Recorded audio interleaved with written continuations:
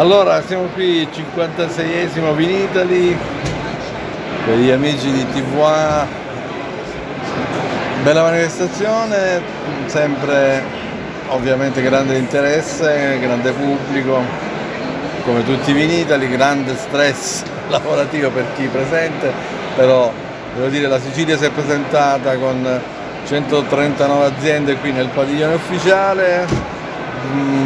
Qualche altra azienda è sparsa nei padiglioni, in altri padiglioni, soprattutto per quanto riguarda le aziende bio cosiddette.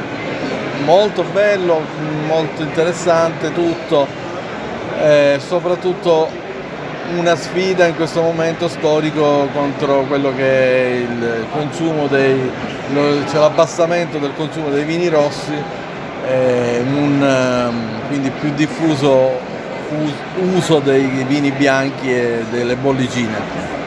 Comunque i numeri rispondono bene, devo dire la Sicilia è sempre uno dei padiglioni più visitati del Vinitaly, quindi ci siamo, grande interesse per tutto, adesso si vedrà come evolve il mercato per il 2024.